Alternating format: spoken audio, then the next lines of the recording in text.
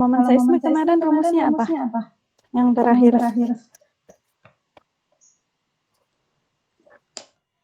Gimana? Coba salah satu. Izin menjawab, Bu. Silahkan, Dimas. Oke, baik, Bu. Kalau momen seismik itu rumusnya M-U A kali D, terus A-nya dipecah lagi jadi panjang kali lebar, Bu. Betul sekali. Oke, Dimas. Thank you.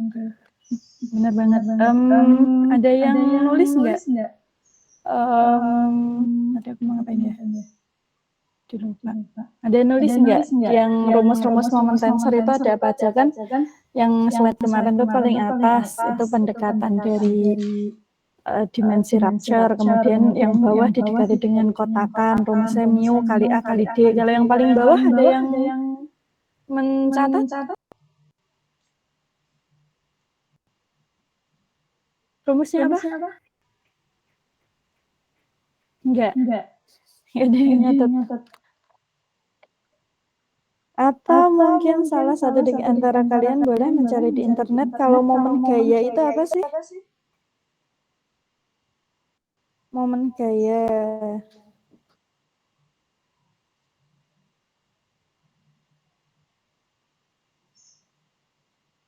Coba dicari di internet terus disampaikan.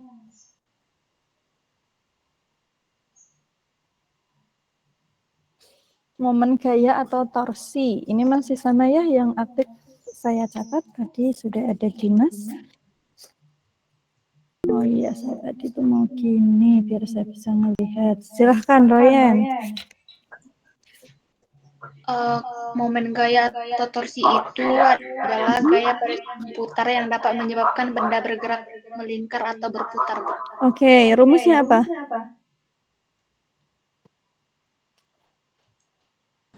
R kali F kali sin theta, Bu. Wait. Toh ya, momen gaya sama dengan apa? Apa, Royan? R kali F kali sin theta, Bu. F kali R kali sin theta. Oke, ya.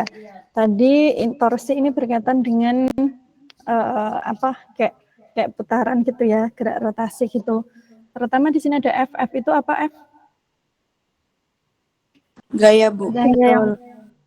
R-nya? Jarak. Betul. Jarak atau kita sebut dengan lengan gaya ya. Atau jarak dari mana?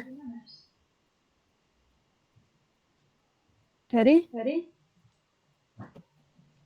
Porosnya. Dari poros atau dari pusat gitu ya. Yang jawab Yandra, Bu, tadi. Oke, Yandra. Wait. Aduh.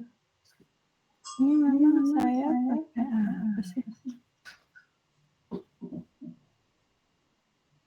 Iya, Bu. Telat, Bu. Tadi masuknya jam 16.09. Oke. Terus cara nyalain gimana nih? Saya tuh pakai ini ya, extension annotate ya untuk gambar, maksudnya untuk nyoret-nyoret gini. Cuma tadi nggak ada. Oke, masih bisa. Oke, jarak dari pusat ke gayanya ya. Ya, Mas.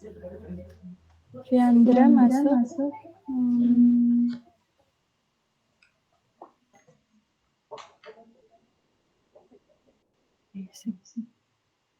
Tuh, dan sin theta itu sudut yang dibentuk antara gaya dengan garis horizontalnya gitu ya. Oke, nah sama seperti ini. Jadi momen tensor, momen ya di sini yang dimaksud itu juga sama.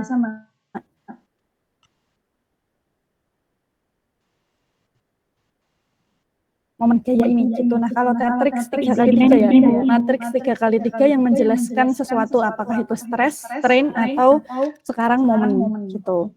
Jadi ada Viandra, kemudian ada Royan, terus siapa lagi, ada Wulan ya? Iya, Bu. Oke. Nah, jadi di sini kita akan belajar tentang si momen itu sendiri. Nah, momen apa yang kita maksud gitu ya. Jadi ketika atau kita mungkin ke sini dulu. Nah, momen tensor atau momen itu merupakan representasi dari sumber kejadian seismik atau sumber gempa ya.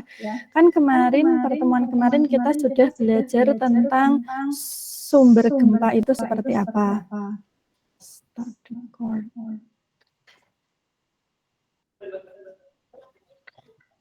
Kira-kira model sumber gempa apa yang sudah kita pelajari kemarin? Menjawab, Bu. Apa? Ya, silahkan. Siapa ini? Ulan, Bu, sumber gempa Haskell. Betul, sumber gempa Haskell. Sumber gempa Haskell itu menjelaskan tentang apa? Sumber gempa yang seperti apa? Retakan yang bergerak, Bu. Atau retakan yang bergerak. Oke, jadi si fracture-nya itu atau rupture-nya itu bergerak gitu ya. Nah, dia bergerak itu tuh dia punya mekanisme ya. Apakah nanti dia berupa patahan gitu ya, atau yang lain-lain. Cuma kita mungkin sekarang fokus dulu ke patahan supaya mudah dipahami gitu. Jadi kalau kemarin yang terjadi di Sumatera Aceh ya, Aceh Andaman itu kan dia sebenarnya patahan naik ya, thrust fault. Mungkin gambarnya nggak seperti ini. Dia sebenarnya adalah patahan naik. Jadi ada slab yang mensubduksi India Australia di atas lempeng di bawah lempeng Eurasia. Jadi di sini dia ada patahan gitu. Nah, jadi ada patahan naik di sini. Nah, patahan naik ini ketika dia patah itu dia rupture-nya itu gerak dan didekati dengan model Haskell yang kemarin gitu. Nah, bagaimana sih kita tahu ya kalau kejadian di situ, kalau gempa di situ itu disebabkan oleh patahan naik? Nah, pertanyaan kan sekarang seperti itu. Kita kan nggak tahu itu batu geraknya seperti apa.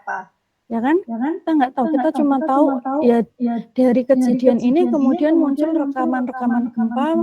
Mungkin ada yang rekamannya dia naik duluan gitu ya. Atau mungkin rekamannya ada yang dia turun duluan, gelombang P-nya gitu. Nah, yang kita tahu hanya itu. Kita tidak tahu sama sekali tentang kejadian yang sebenarnya terjadi. Gitu kan ya. Nah, sekarang apa yang harus kita lakukan? Kita belajar bagaimana cara mengetahui sumber gempa itu. Gitu. Nah, salah satunya dengan mempelajari momen tensor. Jadi momen tensor itu merupakan representasi dari sumber kejadian seismik. Jadi dengan momen tensor nanti kita bisa menentukan apakah itu patahan naik, ya, apakah itu patahan turun, ataukah itu patahan oblik dan sebagainya. Apakah itu ledakan bom nuklir, ataukah itu runtuhan gunung, runtuhan gua, itu semuanya bisa diidentifikasi dari matriks momen tensor ini.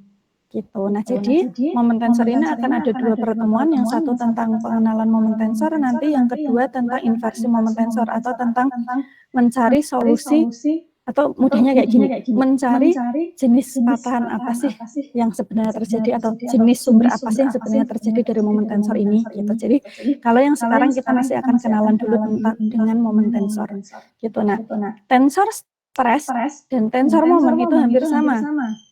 Tensor strain juga hampir sama ya. Tensor stres mendeskripsikan keadaan stres pada setiap titik di sumber gempa. Sedangkan tensor momen menggambarkan deformasi pada sumber gempa yang menyebabkan gelombang seismik. Nah, kalau yang momen tensor itu menggambarkan deformasi pada sumber gempa. Kok bisa ada deformasinya? Tadi kalau dari rumus yang dikatakan Royan itu kan ada to sama dengan F kali R, besar ya, F besar kali R. Artinya di sini kan ada jarak gitu ya, ada jarak. Nah, itu nanti dia memperlihatkan deformasi atau pergerakan gitu ya, yang terjadi di sumber gempa. Gerakannya ini dominannya ke arah mana sih? Gitu. Gayanya ini ya momennya ini dominannya ke arah mana sih? Kayak gitu. Nah, dari situ nanti kita bisa menguak apa yang sebenarnya terjadi di sana. Gitu. Menarik kan? Menarik. Kemudian sebelum sampai situ kita akan berkenalan dulu nih. Kita akan berkenalan dengan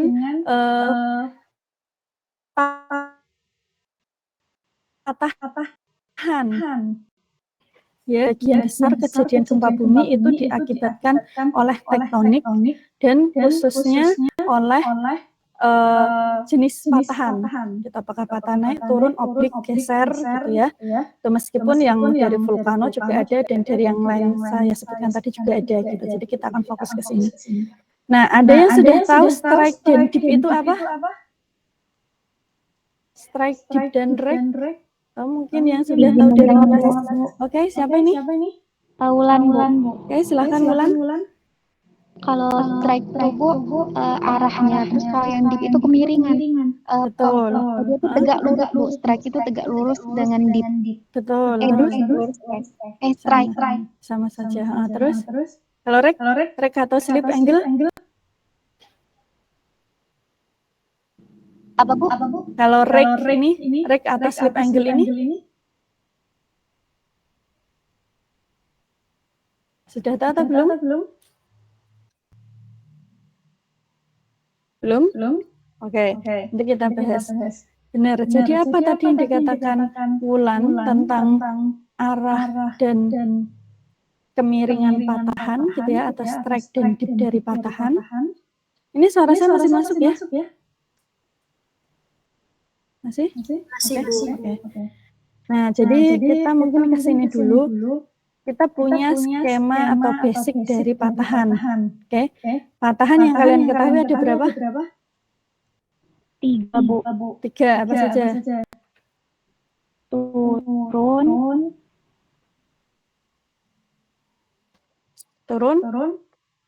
Ayo, yang lain coba menjawab. Sesar naik, sesar turun, sesar geser. Oke, siapa yang menjawab?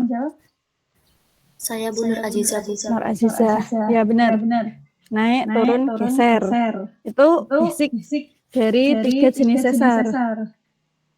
Nah, kalau yang tidak basic itu kombinasi dari ketiga itu. Gitu ya. Jadi di sini ada 4 Bu di sini. Jadi yang atas, yang 2 ini saya bagi dulu. Ya, ini disebut dengan sesar strike slip. Nah, kalau yang 2 ini itu disebut dengan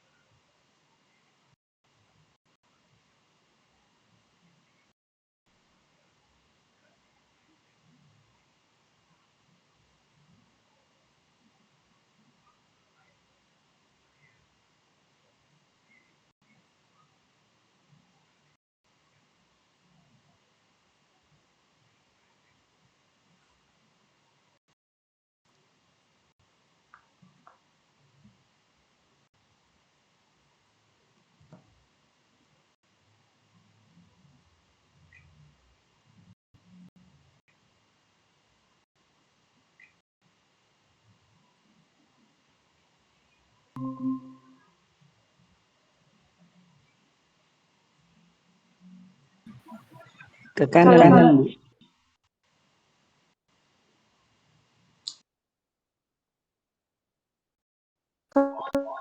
Kok bisa ke kanan? Hadian. Anggaplah Hadian berdiri di sini. Berarti blok di depan kita gesernya kemana? Ke kiri, Bu. Nah, berarti ini sesar geser Ke kiri. yang berbeda mana? Ke kanan, Bu. Betul. Kalau kita berdiri di sini, ingat kita injak. Gitu. Nah, sekarang yang kedua itu ada sesar deep slip. Deep slip. Jadi slipnya pergeserannya itu searah dengan deep. Nah, balik lagi ke sini.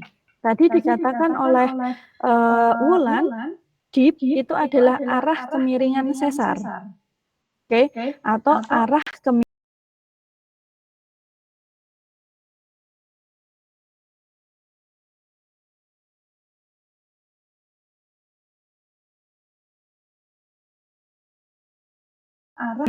bidang sesar. Anggaplah ini adalah footwall ya. Ini di sini sudah ada tulisannya footwall. Ini footwall.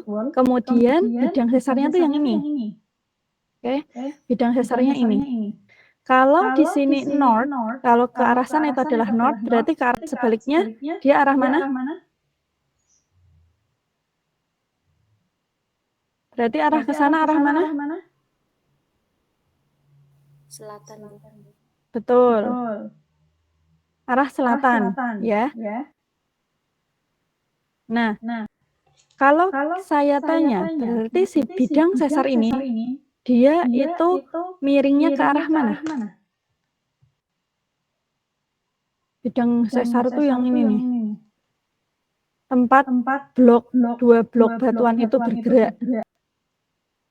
Nah, dia miringnya ke arah mana? East, Bu. Kok bisa east? Kan sini north, sini south. Ya, sana east, sana west. Sini east, sana west. Nah, si bidang sesar ini miring kemana? Ngadep kemana? Betul. Jadi yang dimaksud dengan kemiringan, kalau arah kemiringan itu tuh kayak si sesar itu arah madepnya itu kemana sih? Itu miringnya kemana sih? Ke selatan. Gitu. Jadi mudahnya adalah cara mikirnya gitu ya, mudahnya. Kalau seumpama kalian punya air gitu ya, air kan mengalir ya dari tempat yang tinggi ke tempat yang rendah gitu. Nah, bidang sesar kan miring, ya kan? Nah, kalau ada air yang mengalir gitu, si air ini akan mengalir ke arah mana? Akan mengalir ke arah sana utara, sana selatan. Ke arah selatan gitu ya. Jadi itu arah deep. Deep itu punya arah dan deep itu punya sudut. Gitu ya. Kalau yang saya sampaikan tadi itu adalah arah sudutnya, arah deepnya, arah kemiringannya. Kalau sudutnya mana? Sudutnya itu ini. Jadi dari horizontal dia tuh seberapa miring sih? Kayak gitu. Paham ya? Kalau dia tegak lurus, dia lurus gini. Nggak miring tapi dia lurus, berarti deepnya berapa? 90. Betul sekali, karena ini 90 ya. 90. Jadi deep itu adalah besar kemiringan sudut deep ya. Sudut deep besar sudut kemiringan bidang patahan. Diukur dari horizontal. Iya horizontal benar. Dihitung dari horizontal. Jadi kalau dia lurus ke bawah, ya batuannya bloknya tuh patahnya tuh nggak punya bidang kemiringan, tapi dia lurus gini patah, gitu ya. 2 blok batuan. Nah berarti dia deepnya itu 90. Gitu. Nah, jadi ini geser gitu ya. Yang ini geser turun, yang ini geser naik. Nah, ini berarti dipnya 90. Dip 90 gitu. Kalau seumpama kira-kira bentuknya seperti ini, ya ini blok batuan miring. Ya, ada 2 blok batuan. Berarti ini dipnya kira-kira berapa? Ini 45. betul, 45. Gitu. Ya, jadi dip itu sudut dip itu adalah besar kemiringan bidang patahan dari arah horizontal. Nah, kalau arah dip itu arahnya. Oke. Kalau seumpama ke sana itu arah utara, ke sana itu adalah arah timur, maka sana adalah barat. Arah dip yang gambar C ini kemana?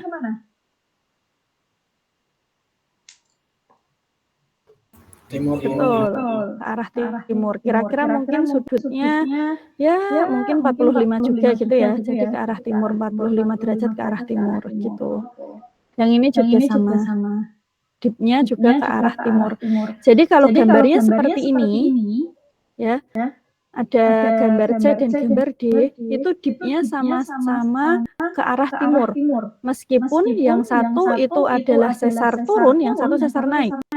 Oke? Tapi bidang patahannya ini dia sama-sama mengarahnya ke timur. Tuh ya, ini kan sesar naik. Yang ini sesar turun. Gitu. Meskipun beda sesar, tapi kalau bentuknya seperti ini dipnya sama-sama ke arah timur. Nah, berbicara tentang itu, saya tadi akan menyambung yang deep slip, gitu ya.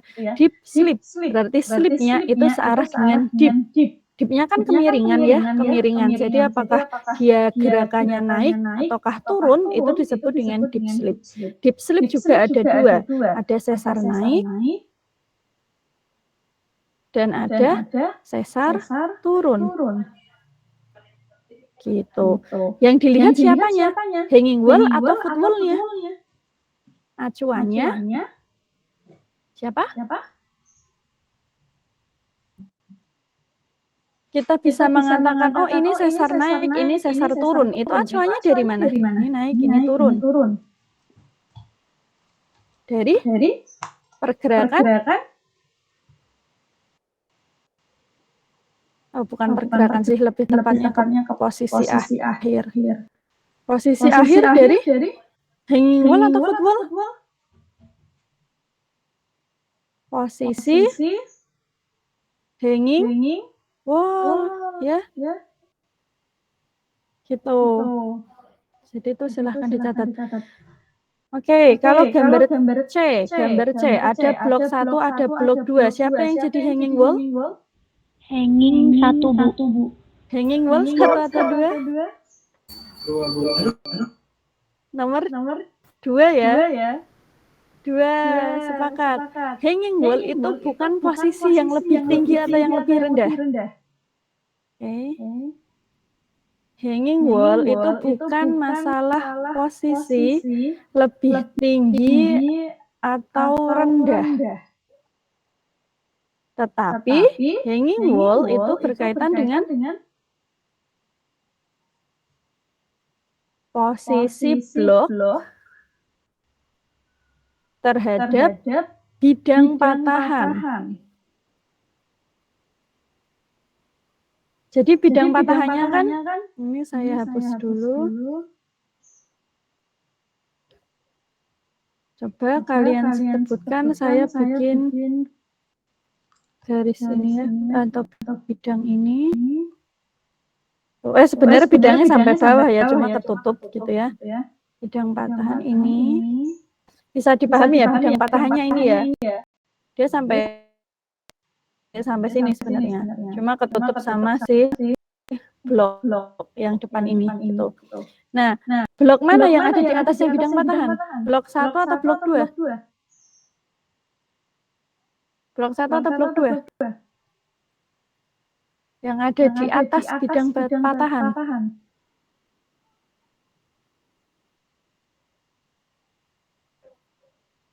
Yang mana? Ini bidang patahan nih sampai sini nih. Nih sebenarnya ke sana terus. Ini yang di atas permukaan yang udah tersingkap nih. Yang berada di atas bidang patahan blok 1 atau blok 2? Blok 1, Bu. Blok 2, Bu. Blok 1 atau blok 2? Tadi saya masih dengar blok 1. Kalian ada bidang nih, kayak gini nih. Atas itu tuh di sana atau di sininya? Di sana atau sini? Sana, Garis merah atau garis biru kalau atas? Merah, Bu. merah. Garis merah. Ya betul. Ya, berarti blok yang menjadi hanging wall itu adalah blok 2. Karena blok 2 ini ada di atas bidang patahan. Gitu. Kalau yang blok 1 dia ada di bawahnya bidang patahan. Jadi yang menjadi hanging wall itu adalah yang blok 2. Yang menjadi foot wall itu adalah yang blok 1.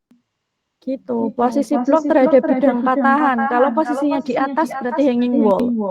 Kalau posisinya di bawah itu berarti foot wall. Oke? Nah, sekarang kita lihat hanging wall di sini itu dia naik atau turun posisinya? Pergerakannya dia naik atau turun?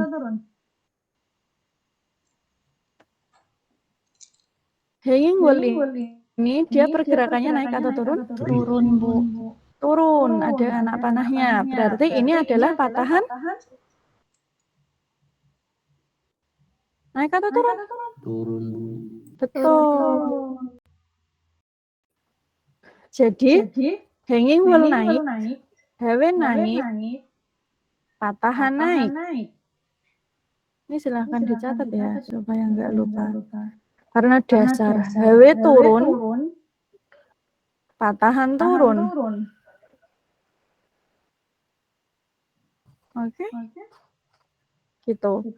Sekarang kalau yang gambar D. Hanging wall-nya blok 1 atau blok 2? 2, Bu. Blok 2. Blok 2 naik atau turun? Naik. Naik. Berarti ini patahan naik. Gitu. Jadi kita identifikasi jenis patahan kalau dari gambar. Nah, ini disebut dengan normal deep slip fault. Patahan yang deep slip. Oke. Dan dia normal. Normal itu turun. Ya. Normal itu turun. Kalau yang ini reverse deep slip fault, patahan deep slip yang arahnya reverse. Reverse itu naik. Nama lainnya, dia punya nama lain lagi, yaitu apa? Ada yang tahu?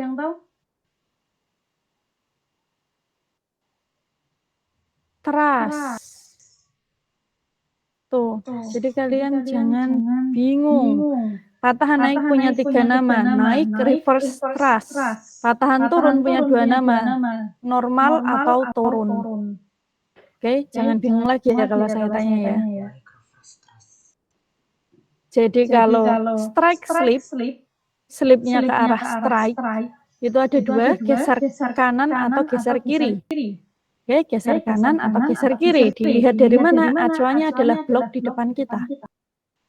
Tapi kalau patahan deep slip, slipnya ke arah deep, apakah itu naik ataukah itu turun, itu ada 2, naik dan turun. Acuannya apa? Posisi hanging wall. Hanging wall itu apa? Hanging wall adalah posisi blok sebelah atas terhadap bidang patahan.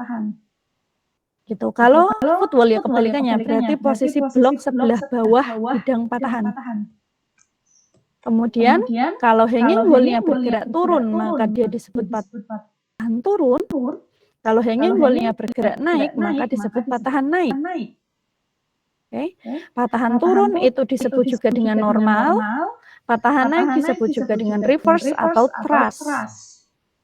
Oke, bisa dipahami ya sampai sini ya? Bisa, Bu. Nah, komponennya tadi ada strike, deep, dan rake. Kita bisa mengatakan, oh ini arah patahannya kemana sih? Oh ini kan berarti arah patahannya ke sana. Ya, barangkali ada yang tanya, Bu ini kan arahnya bisa ke arah, anggaplah ini utara ya, bisa ke arah utara, bisa ke arah selatan. Kan dia cuma lurus saja. Ya. Nah, sekarang bagaimana menentukan apakah kita memilih patahan ke arah utara ataukah dia ke arah selatan? Bagaimana cara menentukannya? Ada yang sudah tahu? Contoh yang ini gitu ya.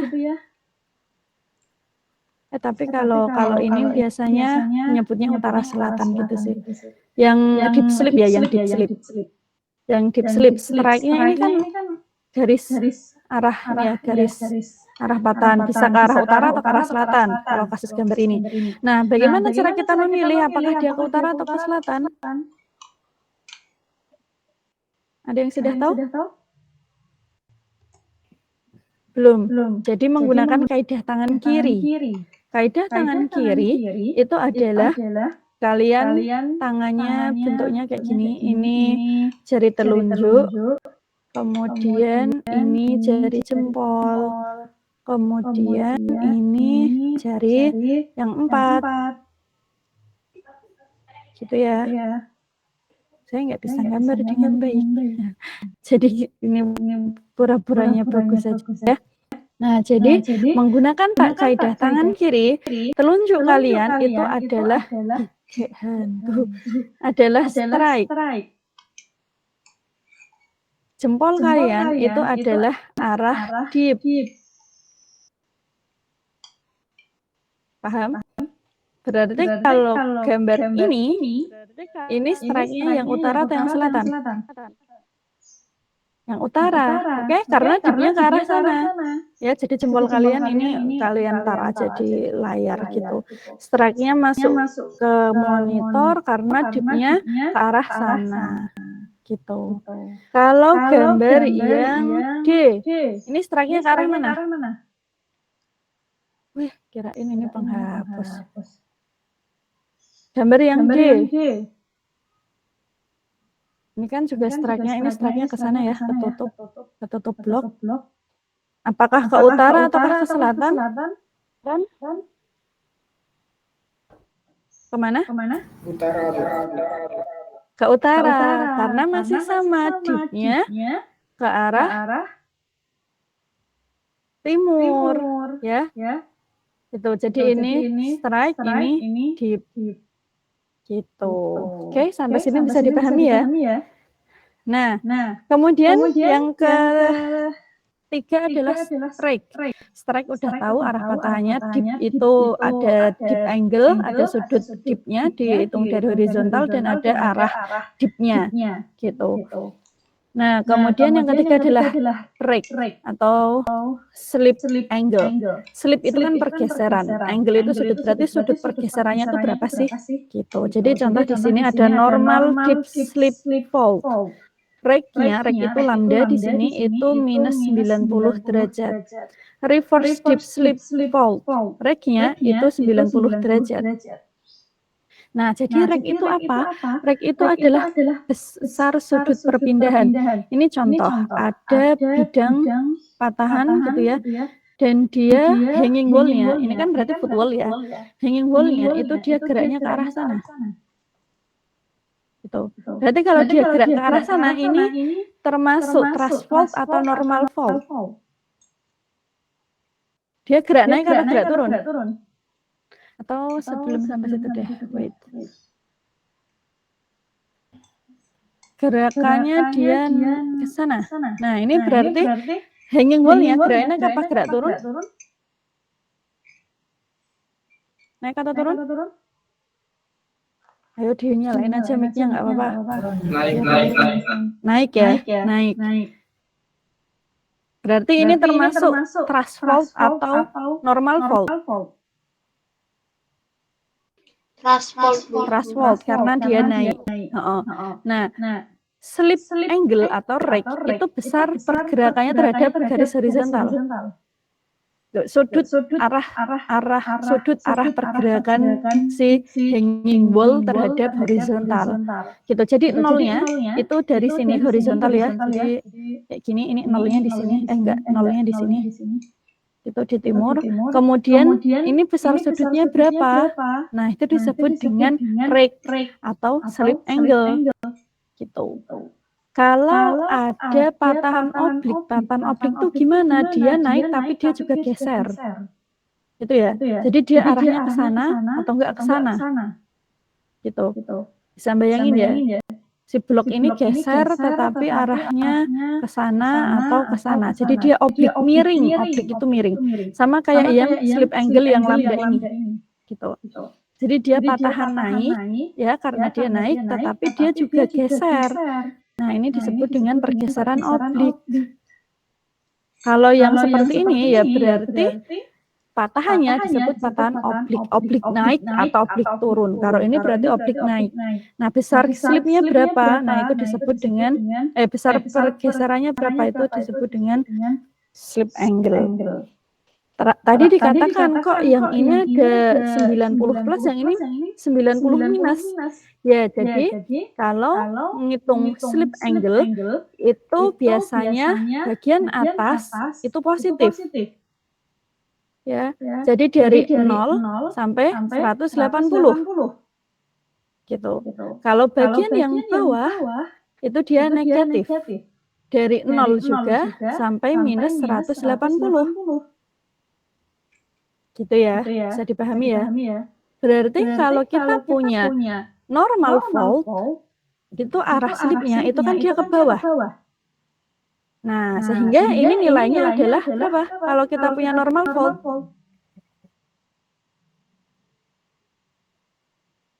Kalau punya normal fold, betul, minus 90. Gitu. Kalau kita punya truss fold, berarti kalau punya truss fold yang garis merah ini slipnya, berarti 90 derajat. Betul, plus 90 derajat gitu. Jadi biasanya kalau rake itu dia pakai positif dan negatif. Gitu. Kalau nanti kalian menghitung moment tensor kemudian mendapatkan hasil rake positif, berarti dia adalah truss fold. Mudahnya begitu. Meskipun nanti rake-nya bisa berbeda-beda ya, karena truss fold-nya itu gesernya bisa kemana saja. Gitu. Sampai sini berarti bisa dipahami ya. Strike, dip, and rake. Kemudian tadi juga jenis-jenis patahan. Nah, kenapa ini perlu dipahami di awal? Karena nanti hasil dari moment tensor itu adalah menguak hal ini. Apakah si gempa itu mengalami normal fold atau reverse. Kalau normal fold, strike-nya berapa? Arah patahannya itu berapa atau kemana? Kemudian besar dipnya berapa, arah dipnya kemana, besar perpindahan, angle perpindahannya berapa. Nah, itu kita bisa ketahui dari moment tensor solution, solusi moment tensor gitu ya. Gitu. Di ini basicnya. Nah, kemudian bagaimana cara kita mengetahui hal itu gitu ya. Nah, itu tadi tuh ini tadi cuma informasi saja, mengingatkan gitu ya, karena poin kita bukan di sini sama sekali. Poin kita adalah bagaimana cara kita mengetahui hal itu. Hanya dengan melihat rekaman gempa. Sekali lagi, ketika ada kejadian gempa bumi, kita tidak tahu kondisinya seperti apa, kejadiannya seperti apa, sumbernya seperti apa. Yang kita ketahui hanya satu. Yang kita ketahui hanya rekaman seismik. Jadi rekaman seismik itu sangat penting sekali bagi seorang seismologi. Tuh, ini gambar saya nggak masuk akal ya. Harusnya dia magnitudenya semakin besar. Gitu. Bagaimana cara kita tahu? Nah, sekarang kita akan mempelajari tentang radiasi gelombang P. Gitu. Kita bisa mengetahui itu tadi dengan kita mempelajari radiasi gelombang P. Gitu. Maksudnya seperti apa, Bu? Jadi kalian bayangkan, kalian punya blok batuan, tetapi di sini kalian bayangkan saja blok batuannya hanya mengalami sesar geser. Jadi supaya lebih mudah, karena sesar geser itu lebih mudah dibayangkan daripada sesar naik atau turun. Ya. Jadi ada dua blok batuan di sini. Yang satu sebenarnya satu blok ya. Sebenarnya satu blok, cuma karena dia itu pecah di tengah, jadi menjadi dua blok. Oke.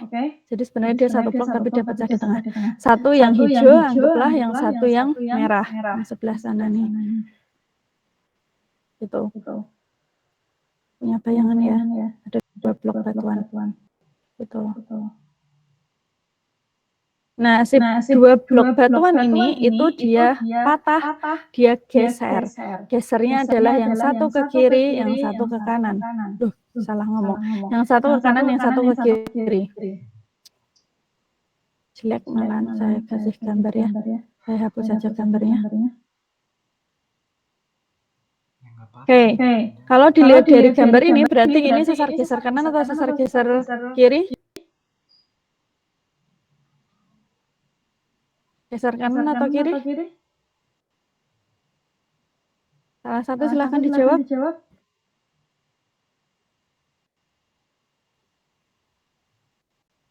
Halo. Dijawab dulu, sesar geser kanan atau kiri? Fatul Rizky. Ya, Bu. Ya, sesar geser kanan atau kiri ini yang digambar?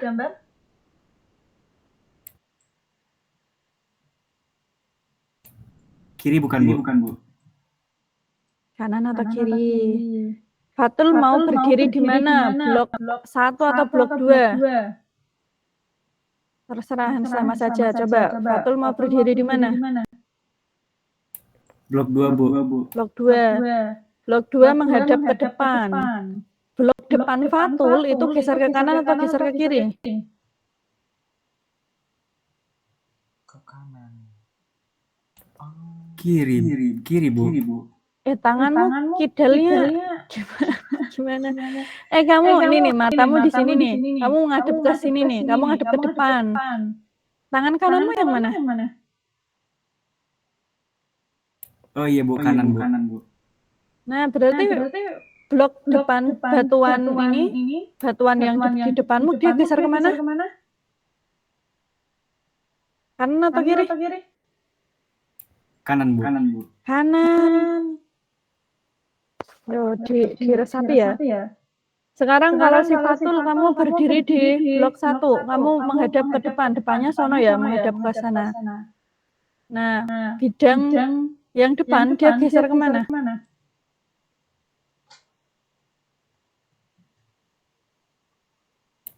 Kanan juga, Bu. Ke kanan, iya. Jadi mau kamu berdiri di 1 kah atau kamu mau berdiri di 2 kah? Selama kamu ngelihat ke depan, blok batuan depanmu itu akan konsisten gerak ke kanan. Berarti ini patahan? Ke kanan, Bu. Betul, ini patahan kanan. Nah, tapi yang mau saya bahas bukan jenis patahannya ya. Saya cuma mau tanya dulu ini patahan kemana. Jadi udah punya bayangan ya, ini satu blok batuan dia patah di tengah patahan kanan. Bidang patahannya itu yang mana? Bidang tempat dia patah. Itu yang warna apa?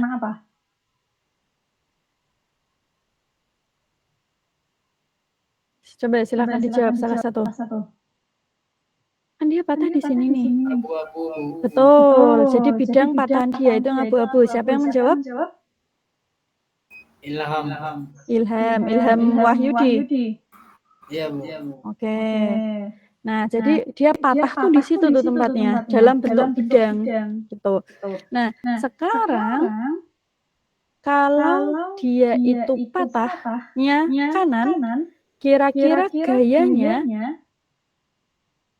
ini gaya oke lah, posisi di sini. Posisi dari A, dia arahnya ke arah kanan atau ke arah kiri gayanya?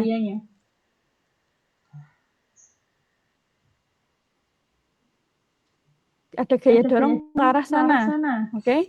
Kemudian dari arah sini itu ada gaya dorong ke arah sini, ya? Karena ada gaya dorong ini sehingga si batuan ini dia patah, tuh ya. Nah, dari proses ini ya, ketika dia crack, gitu ya, dia kan akan menghasilkan gelombang gempa. Pokoknya semua gelombang gempa, baik itu gelombang P, gelombang S, gelombang Rayleigh, gelombang Love, itu tuh dihasilkan dari proses kejadian ini. Dari proses kejadian patahan. Ya. Jadi ketika dia patah, dia akan menghasilkan gelombang gempa. Ya, bisa dipahami ya sampai sini ya. Nah, sehingga ketika si batuan ini crack, dia tuh akan menghasilkan gelombang gempa. Gitu. Ya gelombangnya ya bentuknya ini ya sesuai yang sudah kita pelajari ya. Kalau P ya berarti dia kompresi dilatasi, kalau S berarti dia transversal gitu. Tapi maksud saya adalah dari gambar tadi adalah ketika dia patah, dia menghasilkan gelombang seismik itu tadi. Nah, gelombang seismik tadi itu akan memiliki ciri. Ya, khususnya untuk gelombang P. Karena ketika dia patah pas crack gitu ya, itu kan pertama kali gelombang yang diradiasikan itu adalah gelombang P. Oke. Pertama kali gelombang yang akan terekam di seismometer atau seismograf itu adalah gelombang P. Ya. Sehingga gelombang P, pergerakan pertama gelombang P itu merepresentasikan apa yang terjadi di dalam sumber gempa bumi itu tadi. Gitu. Coba kalian bayangkan kalau ada pergerakan di sini. Ya. Kemudian ini nanti saya jelaskan kenapa kok ada 4 wilayah gitu ya. Anggaplah ini wilayah 1, ini wilayah 2, ini wilayah 3, dan ini wilayah 4. Wilayah mana yang akan mengalami kompresi? Kompresi itu tekanan. Wilayah berapa? Silahkan dijawab. Siapa ya? Oh ya udah deh, jawab Ilham. Benar, wilayah 2 dan 4. Kamu jawab 2 dan 4 jangan karena baca ini ada tulisan kompresi ya. Karena di sini ada tulisan kompresi gitu, bukan ya benar ya ada tulisan kompresi, tetapi logikanya adalah ketika dia gerak seperti ini, maka daerah yang akan mengalami tekanan atau kompres itu mesti di ujungnya di daerah sini. Ya kan? Daerah 2 dan daerah 4. Gitu. Ya, dia akan tertekan gitu. Nah, daerah 1 dan daerah 3 itu dia akan mengalami dilatasi atau peregangan. Gitu, dilatasi. Kompresi itu menekan atau menarik? Kompresi itu menekan atau menarik? Menekan. Sekarang kalian bayangkan, tanah kalau dia ditekan, ini kan sumbernya dari bawah ya. Jadi gempa bumi kan sumbernya dari bawah, ini permukaan bumi. Terus kan mesti dia sumbernya di bawah di kedalaman berapa? Kita anggaplah dia sumbernya di sini. Kalau dia dari bawah, terus gelombang daerah yang di sini tadi ditekan, maka tanahnya akan gerak naik atau gerak turun?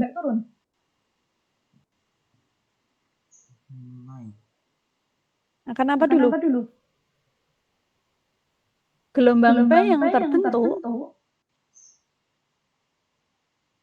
itu dia akan naik atau akan turun kalau di wilayah kompresi ini? Naik atau turun? Coba saya tanya. Hah? Apa? Naik atau turun? Tadi kompresi tadi tekanan atau tarikan? Tekanan. Berarti tanah kalau ditekan dari bawah dia akan naik atau dia akan turun?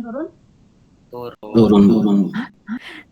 Tanah nih di permukaan ditekan dari bawah, berarti tanahnya akan naik atau akan turun? Naik dari bawah. Benar.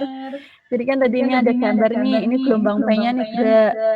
Pertama tadi tekanan, kalau tekanan tuh berarti dia rapatan. Nah, rapatan itu menjalar, ya kan? Berarti pertama kali yang dia datang, ya itu adalah rapatan dulu, atau namanya kompresi dulu, atau naik dulu, gitu. Jadi stasiunnya, gelombang P-nya itu akan naik dulu, baru dia turun. Gitu. Jadi ini contohnya tadi. Nih. Wah, ini ya, yang ada gambarnya ini ya, yang kompresi yang nomor 4. Nih, jadi gelombang P-nya itu dia akan naik dulu. Gitu. Kenapa? Karena wilayah 4 dan 2 itu adalah wilayah kompresi. Wilayah yang ditekan oleh apa ini tadi? Dia kan gesernya gini. Jadi wilayah 2 dan 4 itu adalah wilayah yang ditekan. Gitu. Jadi dia akan naik dulu. Nah, wilayah 1 dan 3 itu dia mengalami dilatasi. Gitu. Dia udah menekan ke arah sana, berarti ya ekornya itu akan mengalami tarikan gitu. Nah, tanah kalau sama dia ditarik maka dia akan turun down sehingga gelombang P-nya itu akan turun duluan. Gitu. Jadi arah gerakan pertama dari gelombang P itu bisa digunakan untuk menentukan jenis patahannya. Gitu. Powerful nggak tuh? Ya. Berarti itu gimana Bu caranya Bu? Ya, nanti kalau sama kalian download data ya, anggaplah ini permukaan bumi, kemudian ini Indonesia, ya, Kalimantan, Jawa, Sulawesi, dan lain sebagainya. Indonesia. Ada gempa di sini. Kemudian gempanya adalah patahan kanan, dekstral. Ya, maka stasiun-stasiun pencatat gempa atau seismograf yang ada di wilayah sini, entah itu negara Cina kah, India, Afghanistan, pokoknya sekitar sini, itu dia akan mencatat gelombang pertama P itu dia akan naik. Gitu. Nanti stasiun yang ada di sini, entah itu di Samudra Hindia kah atau di Madagaskar atau di mana, dia akan mencatat gelombang P itu pertamanya dia akan turun. Gitu. Begitu juga sebaliknya yang sisi kanan. Di daerah mungkin daerah Jepang, Taiwan, Korea Selatan, rekaman seismiknya itu dia akan naik duluan, ya.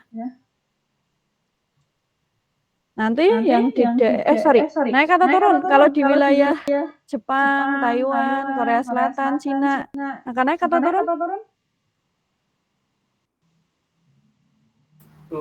Turun, ya. Salah saya tadi. Karena di sini dia daerah dilatasi. Nah, kemudian nanti mungkin di daerah sini ya, Australia lah, mana New Zealand dia akan naik.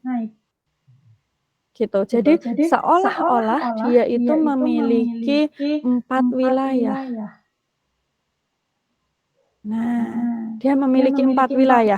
Ada wilayah kompresi, ada wilayah dilatasi. Ada wilayah kompresi, ada wilayah dilatasi. Ada wilayah dilatasi, ada wilayah kompresi. Gitu.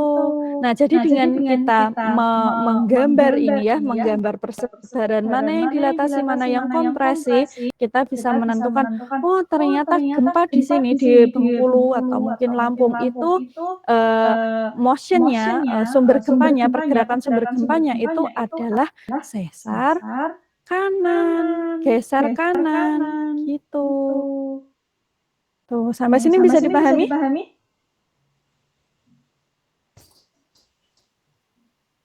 Apa yang bisa kalian simpulkan dari sini? Oh, berarti apa yang berarti? Coba salah satu. Oh, berarti apa? Arah magnitudo gelombang P itu nunjuk arah patahannya ya, Bu? Betul. Arah apa magnitudo? Maksudnya naik atau turunnya gitu, Bu? Iya, betul. Kompresi atau dilatasi. Nah, arah naik turunnya itu disebut dengan polaritas gelombang P. Polaritas gerakan pertama gelombang P. Nah, itu bisa menentukan apakah daerah itu mengalami kompresi atau dilatasi. Gitu ya. Jadi bisa untuk menentukan suatu daerah mengalami kompresi atau dilatasi.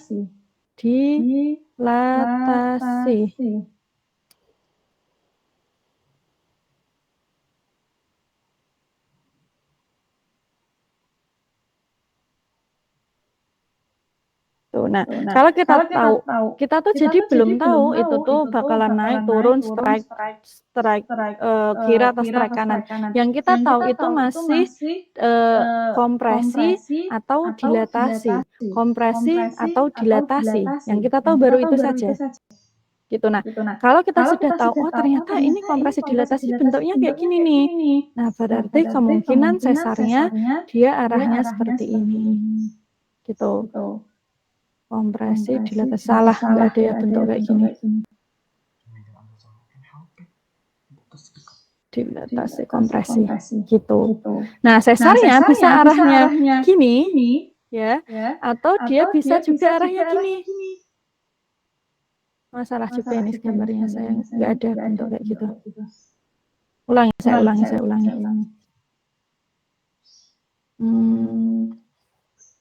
Yang kita tahu itu sebatas kompresi, dilatasi, kompresi, dilatasi. Nah, dari sini kita menentukan, nanti kita menentukan, oh berarti arah sesarnya kalau nggak kayak gini, ya kayak gini. Nah, kenapa saya bisa katakan seperti itu? Karena bidang patahan itu adalah bidang yang membatasi antara kompresi dan dilatasi. Gitu. Kalau ini saya nulis saya gambar dua garis kan ya, gambar garis 1 dan garis 2. Garis 1 itu memisahkan kompresi dan dilatasi antara kiri dan kanan. Ya kan? Kalau yang garis 2 ini itu memisahkan daerah kompresi dilatasi antara atas dan bawah. Itu. Nah, kalau kayak gitu berarti sesarnya yang mana? Arah sesar itu menuju ke daerah kompresi. Ya. Jadi saya kasih warna. Kenapa? Karena kan ya tadi yang saya katakan kompresi itu kan menekan ya. Tertekan oleh siapa ya? Tertekan oleh pergerakan sesar ini. Jadi arah sesarnya itu di daerah yang kompresi. Ini untuk yang garis 1. Sekarang untuk yang garis 2, arah sesarnya ke arah mana? Ke arah kanan atau ke arah kiri? Saya gambar ujungnya itu di sebelah kanan atau sebelah kiri? Ujungnya di kanan. Sebelah kanan. Wih, ujungnya di kiri gini. Ayo, tadi saya katakan ujung atau arah dari pergerakan itu menuju ke arah kompresi atau dilatasi? Menuju ke arah kompresi atau dilatasi? Kompresi ya. Iya, jadi arahnya gini. Yang bawah ini menuju kemana? Kiri atau kanan? Kiri. Nah, kayak gini. Jadi kalau kalian nanti gambar gitu ya, double couple, ini namanya double couple. 2 pasang. Itu arah pergerakan ini kan sama-sama ujungnya ya. Sama-sama ujungnya itu dia mengarah ke daerah kompresi. Ekornya yang nggak ada anak panahnya itu mengarah ke dilatasi. Dia tertarik, kalau yang ini dia terdorong. Gitu. Nah, kemudian tadi barangkali ada yang mau bertanya, Bu, kok ada 4 kuadran sih? Kok jadi ada 2 bidang? Ya kan, padahal kan cuma ada satu bidang nih yang benar. Ya kan? Yang benar kan hanya ada bidang ini. Tapi kok ada bidang lain? Bidang lainnya yang mana? Coba, yang saya kasih warna ungu atau yang saya kasih warna kuning? Yang saya maksud bidang satunya. Yang mana? Warna ungu atau warna kuning? Warna kuning. Iya, benar. Jadi yang pasti itu adalah bidang biru. Tapi kok ada bidang lagi, bidang kuning yang akhirnya membagi blok batuan ini menjadi 4 wilayah. Kompresi dilatasi, kompresi dilatasi. Kenapa enggak hanya kompresi saja dan dilatasi saja? Gitu ya. Nah, kenapa harus ada 2 bidang? Gitu. Kenapa ini namanya bola vokal atau beach ball, oke? bola vokal. Vokal itu pusat, jadi pusatnya itu digambarkan dalam bentuk bola. Ini. Kenapa di bola vokal itu harus ada bidang patahan 1 dan bidang patahan 2? Kenapa tidak satu saja? Gitu ya. Nah, jawabannya adalah teori double couple forces. Double couple forces. Gaya dua pasang gaya. Jadi pasangan gayanya nggak cuma satu tapi dua. Maksudnya apa? Sekarang kita bayangkan. Supaya si batuan tadi geser itu kan kita harus memberikan gaya, ya, memberikan gaya. Anggaplah ini ya, gaya ini. Gitu. Coba kalian ambil buku atau apa yang ada di depan kalian, kemudian buku itu kalian beri gaya. Itu kan blok batuan, itu kan dia tidak hanya layer gini ya, tapi blok batuan itu kan 3 dimensi. Ya, dia 3 dimensi kayak gini. Tak terbatas ya sebenarnya ya, cuma saya gambarnya terbatas lah.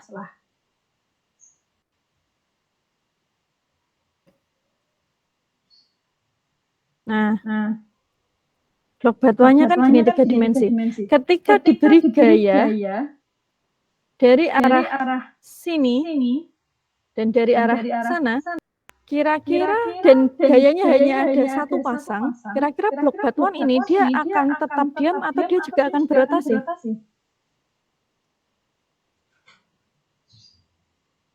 Gimana? Kalian punya batuan 3 dimensi atau kalian ambil buku kalian lah. Gitu.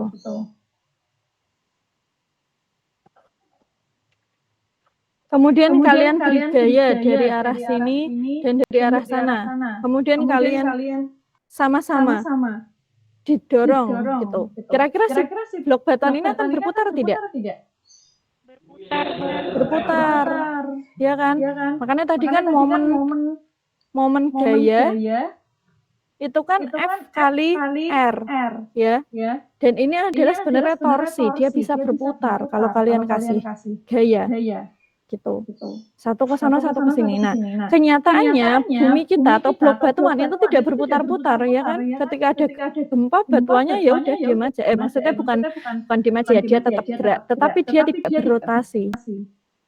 Nah, kenapa kok dia tidak berotasi? Berarti ada pasangan gaya lain yang dia mengimbangi gaya tersebut sehingga momen gaya terakhirnya atau motion terakhirnya itu dia tidak akan berputar. Gitu. Paham nggak? Jadi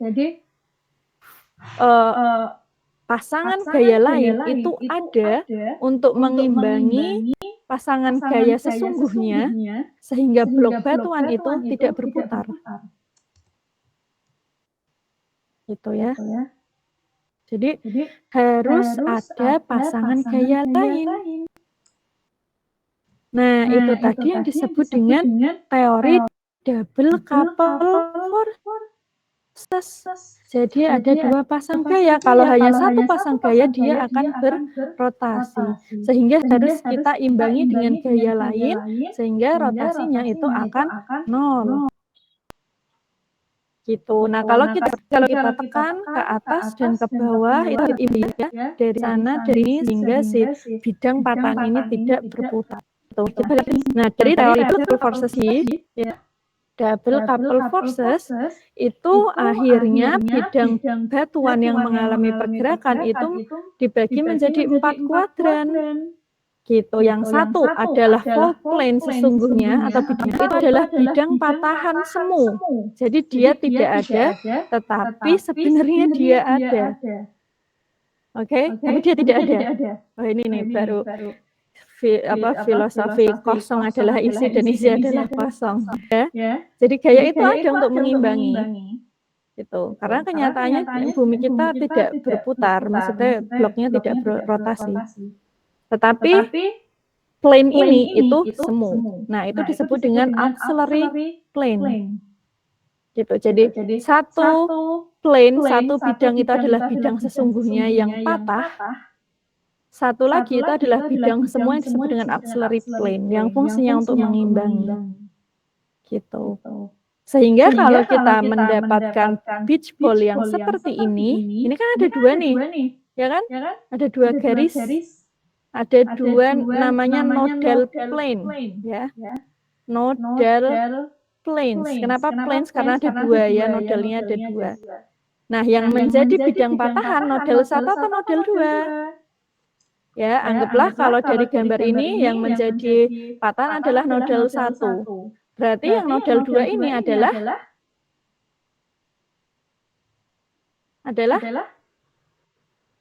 auxiliary planes. Gitu, bisa dipahami? Bisa tidak? Bisa ya? Bisa. Jadi auxiliary plane itu dia nggak ada gitu. Tapi dia dibutuhkan. Nah, yang satu adalah plane sesungguhnya gitu. Terus itu tadi double couple forces, kemudian moment tensor tadi sudah saya sebutkan. Nah, sekarang moment tensor. Oke lah. Belum ke situ dulu. Sampai sini kesimpulannya adalah dengan force polarity dari gelombang P kita bisa menentukan mana kompresi, mana dilatasi. Dari kompresi dan dilatasi kita bisa menentukan arah pergerakannya, apakah dia strike slip atau deep slip.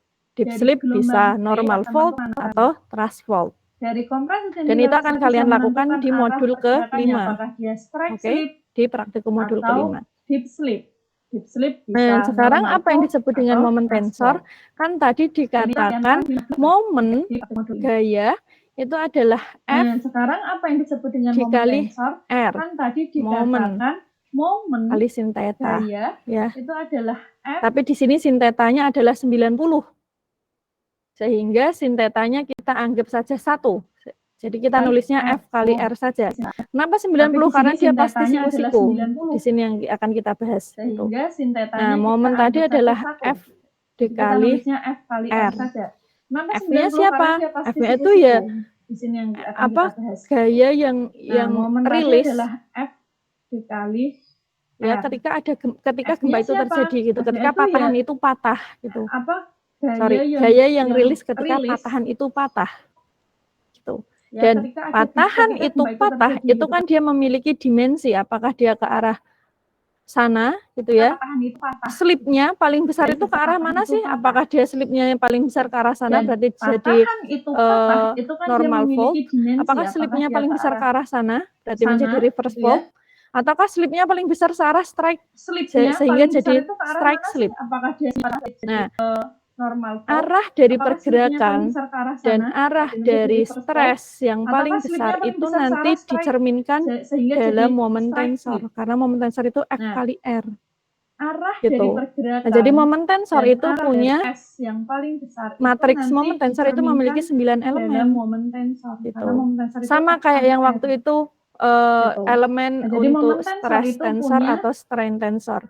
Ada M11, M12, M13. Kalian perhatikan.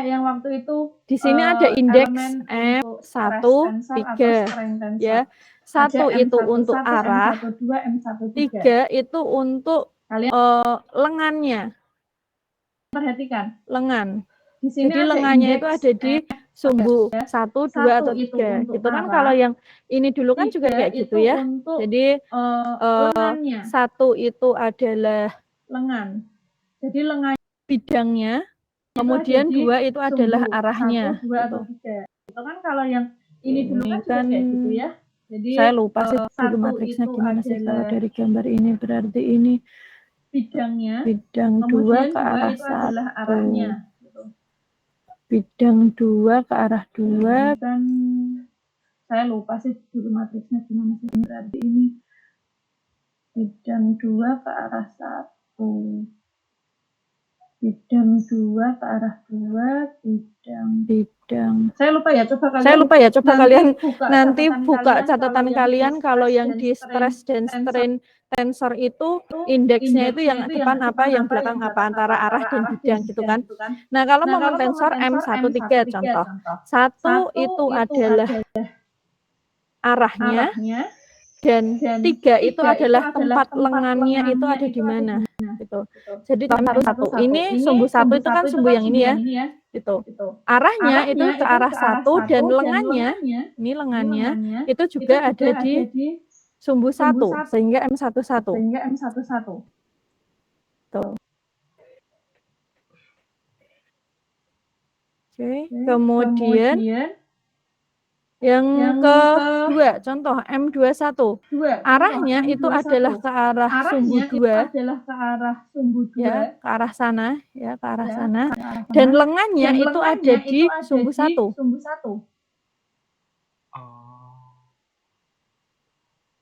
Gitu ya. Kan dia ini kan punya lengan kan, dari titik pusat kan dia punya lengan. Ini kan pusatnya di sini, terus kan dia punya lengan nih segini nih. Nah, ya kan, ini dia punya lengan segini. Nah, lengannya ini ada di sumbu berapa? Oh, lengannya ada di sumbu 1. Dan ini arah gayanya kemana? Oh, arahnya ke sumbu 2, sehingga M21. Gitu. Sekarang, kalau saya tutupi.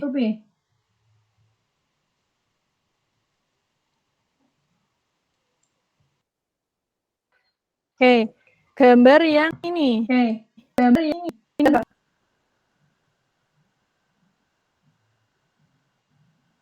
Apa ya yang saya panggil ya? Bimo Mahesa.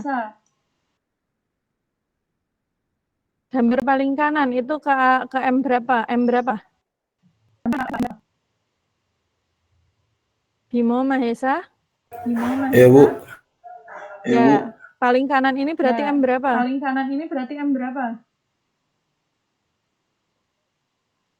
Arahnya, gaya ini arahnya kemana? Sudah. Sumbu 2 kan, Bu. Lah, ini loh coba dilihat. Ini 1, ini 2, ini 3. Gayanya ke arah mana? Sumbu 3, Bu. Lengan tuh dari pusat ke gayanya ini. Dia ada di sumbu berapa? Yang warna merah ini.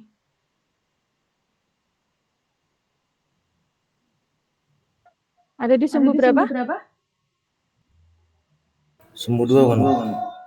Lah, tinggal dilihat nih. Ini dia di sumbu berapa nih? Warna merahnya itu ada di sumbu berapa? Nih. Warna merahnya ada di sumbu berapa? Sumbu berapa ini yang vertikal?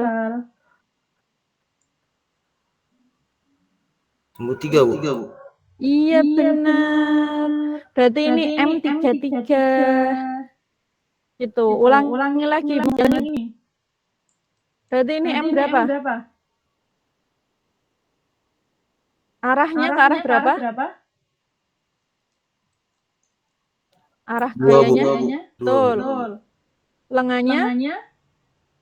Jauh. Betul. Nah, jadi ini M23. Tuh. Dan seterusnya. Ya. Jadi kalau momen tensor elemennya ada 9, itu dia indeks 1 arah, kedua itu adalah lengan. Gitu. Nah, dia itu memiliki 9 komponen, tetapi dia bersifat simetris. Jadi matriks momen tensor berukuran 3x3, ya. Simetris itu apa? M13 itu sama dengan M31. Ya, sama juga dengan stress dan strain tensor. M12 sama dengan M21. Gitu. Itu simetris. Ini sama dengan ini. Yang sama dengan yang biru. Yang kuning sama dengan yang kuning. Gitu. Kalau yang tengah kan dia nggak punya yang sama ya, karena dia dibolak-balik tetap 1, 1, 2, 2, dan 3, 3. Nah, karena dia simetris, jadi dia memiliki komponen yang independen, itu jumlahnya berapa? Berapa? Karena dia simetris, dia memiliki komponen independen, jumlahnya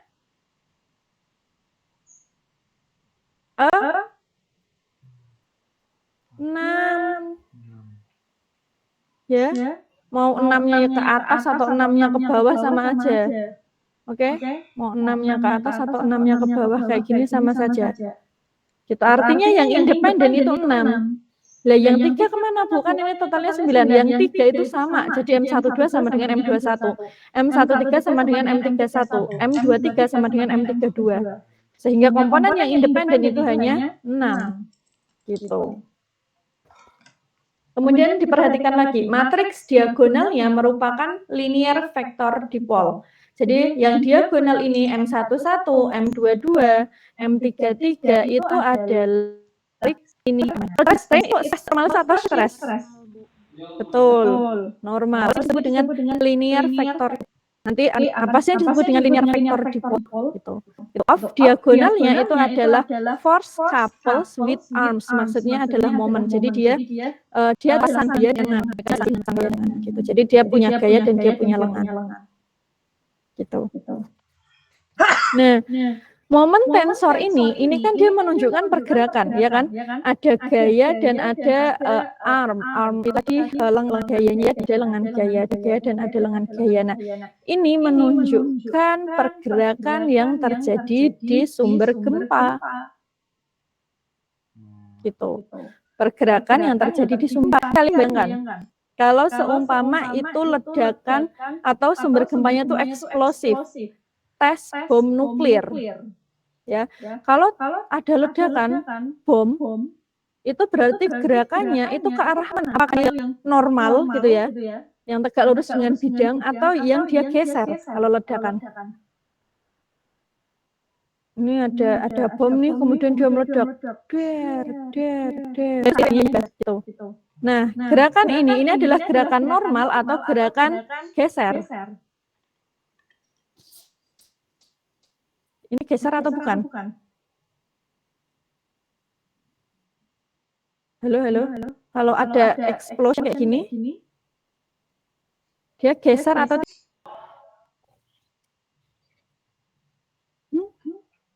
Dia geser atau tidak? Jawab aja iya atau tidak. Sofia Ulafa. Sofia masuk.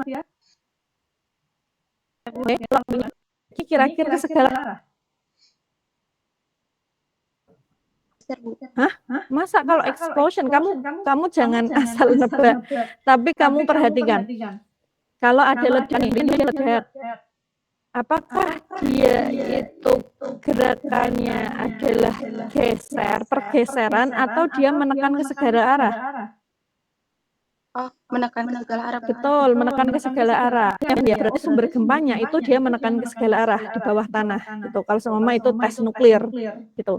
Nah, kalau dia menekan ke segala arah berarti momen tensor memiliki menekan ke segala arah. Yang diagonal. Jadi M11 ini kalian perhatikan, ini dia lengannya ke sana, gayanya juga ke sana. Gitu. M33 lengannya ke sana, gayanya juga ke sana. Gitu.